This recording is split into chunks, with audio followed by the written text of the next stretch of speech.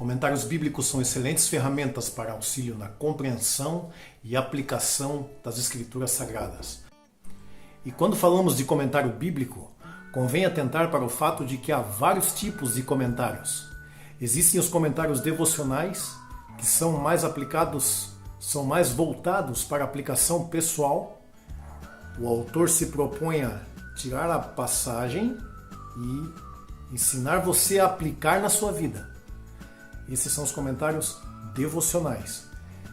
Temos os comentários expositivos, como o nome já diz, a função dele é expor o significado de uma passagem ou de um livro em si. Tem comentários expositivos que se propõem também a explicar verso a verso das Escrituras.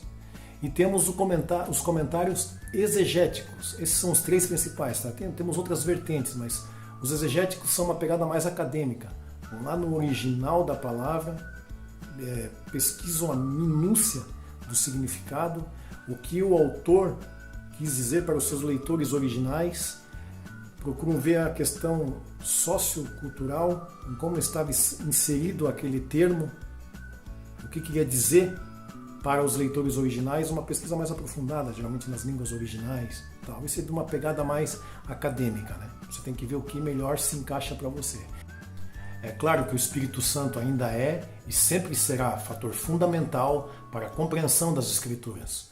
No entanto, não podemos desprezar o trabalho de vários homens piedosos e eruditos que publicaram suas pesquisas, muitas vezes fruto de décadas de pesquisas profundas e grande devoção sobre as Escrituras. E eu trouxe aqui hoje uma mistura de expositivo com devocional. Alguns até dizem, né, que se a palavra de Deus fosse algo confortável, ela seria chamada de um travesseiro e não de uma espada. A própria Bíblia diz que a palavra de Deus, que a Bíblia, ou a palavra de Deus em si, é uma espada cortante. Nada mais sugestivo. O que eu trouxe aqui hoje é Espada Cortante, volume 1 e Espada Cortante, volume 2, de Orlando Boyer, um missionário americano, pioneiro aqui por essas bandas, um missionário pentecostal e um homem piedoso, um homem de Deus, um homem com vida no altar e também um profundo estudante das Escrituras. Nós vamos, depois da vinheta, conhecer um pouquinho desses dois volumes, desse tesouro que a CPAD colocou no mercado novamente, depois da vinheta. Oh, magnify, oh, magnify, magnify His name. Daremos início então ao review dessa obra pelo volume 1. Espada Cortante, autor Orlando Boyer. Este volume 1 abrange os comentários de Daniel, Apocalipse, Mateus e Marcos. CPAD, capa dura. A capa dura, com o papel Contact, ela é para a vida inteira, tá? É livro para a vida inteira. Fica com essa aparência aqui, ó, de novo, para a vida inteira. Contracapa, Espada Cortante 1, segunda edição, Rio de Janeiro de 2021. É uma reedição, tá? Isso aqui é um clássico dos comentários bíblicos pentecostais e foi reeditado agora, provavelmente porque o pessoal estava sentindo bastante falta dele, né? E é tiro curto, tá? Ele é bem direto. Ele não tem aquelas longas introduções que tem outros comentários, né? De outras vertentes, ou até mesmo alguns comentários de vertente pentecostal que tem longas introduções do livro. Não que as longas introduções sejam ruins, mas eu digo que esse é voltado para um público mais prático, mais direto, menos acadêmico, né? A última oração, aqui uma introdução ao livro de Daniel, né? Deus fechou a boca dos leões, poupando seu fiel servo Daniel. Mas quantos outros, tão fiéis quanto Daniel, foram despedaçados e devorados? A ilustração abaixo destaca uma cena séculos depois do tempo de Daniel, no Coliseu da antiga Roma. Os 120 mil espectadores percebem apenas os fanáticos, alguns cravados em cruzes e outros de joelhos orando enquanto as esfaimadas feras saem da jaula. Perceba aqui que os fanáticos ele está falando como se fosse a visão dos incrédulos, né? Na verdade eram cristãos fiéis e verdadeiros que morreram pelo nome de Cristo. Mas os crentes veem somente uma cena infinitamente mais real e duradoura: a glória de Deus e Jesus que está à direita de Deus. E aqui o sumário, ele chama Daniel de o Apocalipse do Antigo Testamento, né, devido ao seu conteúdo profético. É dividido por capítulos. Capítulo 1, Daniel em Babilônia. Capítulo 2, a imagem espantosa. Capítulo 3, a fornalha ardente. Capítulo 4, Nabucodonosor come feno. Capítulo 5, o banquete de Belsazar. Capítulo 6, Daniel na cova dos leões. Capítulo 7, a visão de 4 animais. Capítulo 8, a visão de um carneiro e de um bode. Capítulo 9, as 70 semanas. Capítulo 10, 21 dias de oração. Capítulo 11, o Anticristo. Capítulo 12, a última mensagem de Daniel. Um pequeno histórico, né, do livro, uma pequena descrição. O histórico e o profético, a vida e a ardente esperança, o Apocalipse do Antigo Testamento. Daniel na cova dos críticos, um cunho especial. Quem lê o livro de Daniel, entenda.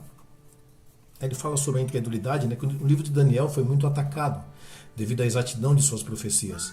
Então alguns críticos, liberais principalmente, até alguns teólogos, né, muitos teólogos na verdade liberais, chegaram a dizer que o livro de Daniel foi escrito pós-exílio, uma forma de confirmar a fé dos hebreus que estavam com a autoestima espiritual baixa, né, devido ao exílio babilônico, e precisaram reafirmar sua religião.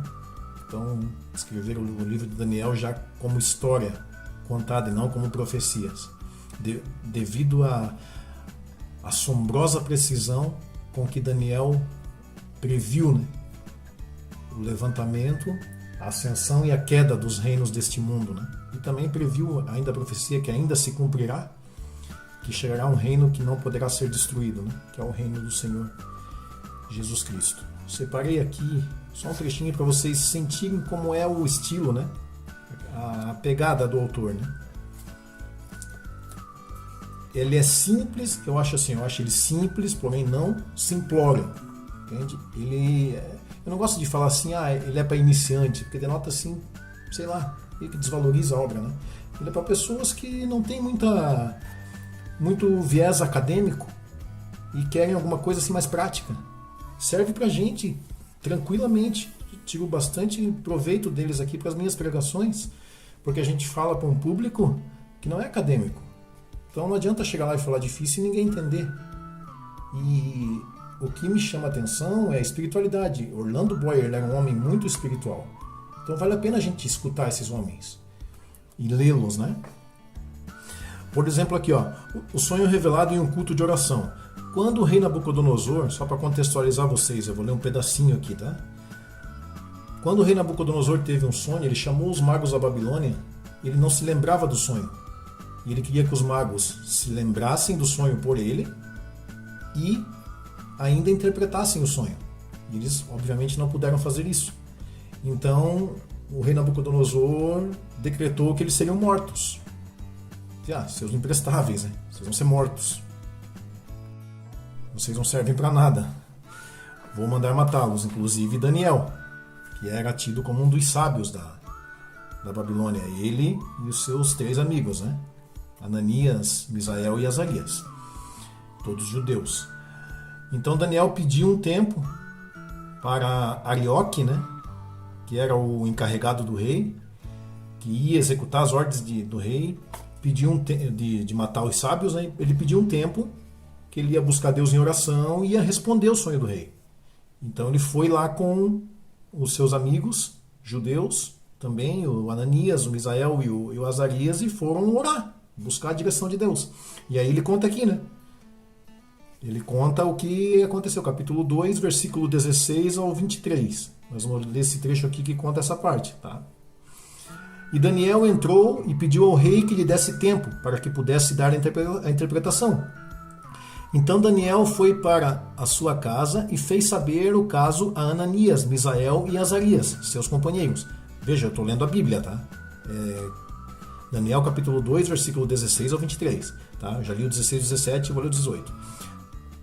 Então Daniel pediu para que pedissem misericórdia ao Deus dos céus sobre esse segredo, a fim de que Daniel e seus companheiros não perecessem com o resto dos sábios da Babilônia. Então foi revelado o segredo a Daniel numa visão de noite, e Daniel louvou ao Deus dos céus. Falou Daniel e disse: seja bendito o nome de Deus para todo sempre, porque dele é a sabedoria e a força. Tá? Para resumir, Deus deu o sonho, revelou o sonho para eles. Daniel ficou muito feliz, porque escapou de morrer e pôde levar o sonho ao rei. E agora vamos ver o que o autor aqui do comentário bíblico comenta em cima disso. Tá? Aí agora começa o comentário dele. Observe no versículo 16 como Daniel manifestou sua grande fé. Vamos lá, ler o 16 novamente. E Daniel entrou e pediu ao rei que lhe desse tempo para que pudesse dar a interpretação. Como que Daniel manifestou sua grande fé, segundo o autor? Segundo Orlando Boyer. Primeiro, da certeza de que Deus lhe revelaria o sonho esquecido pelo rei. E segundo, da prontidão como que pediu a este um tempo para voltar à sua presença, com a interpretação que ainda não possuía. Aí ele faz uma observação aqui. Aonde foi que Deus deu essa revelação para eles? O que Orlando Boyer diz? Que foi num culto de oração da mocidade. Sim, eram 3 moços que se reuniram para orar. Um culto de oração da mocidade. Depois do rei conceder-lhe tempo, Daniel não foi consultar outros sábios para ver se porventura havia algo útil em sua arte ou nos seus livros, que servisse para descobrir o sonho esquecido. Ignorava o sonho do rei tanto como os outros sábios, porém atacou o problema gigantesco com as armas da fé e da oração. Foi à sua casa passar a noite em oração com seus 3 jovens companheiros. Muitas vezes a mocidade acha que somente um jovem fracassado deseja orar. Daniel e os 3 hebreus, contudo, provaram que somente em oração é que um jovem pode fortalecer-se. E Deus respondeu às suas orações, provando que ele atende ao clamor dos jovens. Observe também como é proveitoso ter amigos que saibam orar. Sempre é melhor a convivência dos irmãos que gozam da íntima comunhão com Deus. Então, ele expõe e também faz a parte devocional. Né? Que a parte devocional é aquela que a gente aplica às nossas vidas. Ele dá um conselho aqui dizendo como é bom ter amigos piedosos. E o volume 2 é a mesma pegada, tá? Mesmo estilo, mesma coisa. Olha que bonito, né? Capa muito linda deste volume 2. Espada Cortante 2, Lucas, João e Atos. Eu vou aqui pegar um pedacinho do livro de Atos para ler algo que eu achei bem interessante aqui sobre Pedro e João. Um comentário do autor sobre os 2 apóstolos quando curaram o coxo na Porta Formosa lá, né? Passagem de Atos 3. Pedro e João subiam juntos ao templo, à hora da oração, a hora 9, que é 3 horas da tarde, e era trazido um varão que desde o ventre de sua mãe era coxo, o qual todos os dias punham à porta do templo, chamada Formosa, para pedir esmola aos que entravam. Ele, vendo a Pedro e a João, que iam entrando no templo, pediu que lhe dessem uma esmola. E Pedro, com João, fitando os olhos nele, disse: olha para nós. E olhou para eles, esperando receber alguma coisa. E disse Pedro: não tenho prata nem ouro, mas o que tenho, isso te dou. Em nome de Jesus Cristo, Nazareno, levanta-te e anda. E tomando-o pela mão direita, o levantou, e logo os seus pés e tornozelos se firmaram. E saltando ele, pôs-se em pé e andou, e entrou com eles no templo, andando e saltando e louvando a Deus. E todo o povo viu andar e louvar a Deus. Olha o comentário que eu achei interessante sobre Pedro e João, do autor. Agora o comentário dele sobre a passagem, né? Pedro e João, esses 2 apóstolos eram íntimos amigos um do outro. Durante a vida de Cristo, estavam juntos na ressurreição da filha de Jairo, na transfiguração, no Getsêmani, na preparação da Páscoa, na prisão de Jesus. Que essa intimidade continuou depois da paixão e ressurreição de Jesus se descobre na história da visita ao túmulo vazio. Na narrativa da cura do coxo, no relato dos em Samaria, contudo os 2 eram de natureza contrária.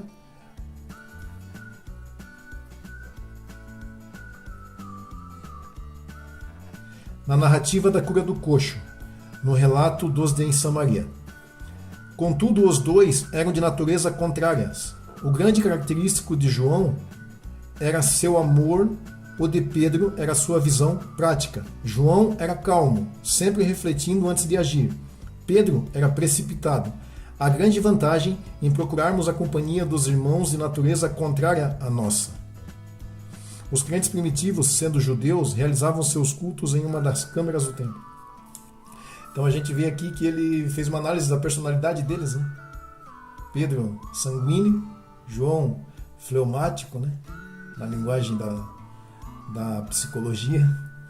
E ele recomenda que a gente ande, ou conviva, né? Procure conviver com pessoas que sejam opostas em sua personalidade a nós, opostas, né? Em sua personalidade a nós. E dá certo, tá? Às vezes eu sou um pouco ansioso, minha esposa é mais calma, ela muitas vezes me faz ver coisas que passam batido devido à minha ansiedade. Quando ela consegue fazer com que eu fique menos ansioso, eu consigo pensar com mais racionalidade e vejo as coisas de forma mais clara. Isso achei legal, achei interessante essa sacada do autor aqui, né? Do Orlando Boyer. Pessoal, é isso, tá? Eu recomendo. É um comentário bastante prático. Ele te expõe muitas coisas da Bíblia. E ao mesmo tempo, pega essa passagem, ele explica a passagem e depois ensina você a aplicar na sua vida. De forma bem simples, porém sem ser simplória. De forma bem dinâmica e pedagógica. Muito bom para pregadores, para crentes que gostam, né, de entender as Escrituras e aplicar em sua vida. É estranho dizer isso, né? Crentes que gostam. Todo crente deveria gostar de aprender as Escrituras, porque é dela que vem o poder para nós vivermos a nossa vida espiritual, né? Mas infelizmente a gente sabe que nem todos têm o gosto, né? Infelizmente. Por isso que o povo perece, por não conhecer as Escrituras e nem o poder de Deus. Tá bom, meus queridos? Um abraço a todos. Não esqueçam de recomendar esse vídeo, curtir o canal, ajudar o canal aí a crescer, a edificar vidas, para que a gente possa ter um alcance bom, a fim de indicar boas obras, boas leituras, e também para que as mensagens do canal possam alcançar e edificar a vida das pessoas. Um abraço, até o próximo vídeo e fiquem com Deus.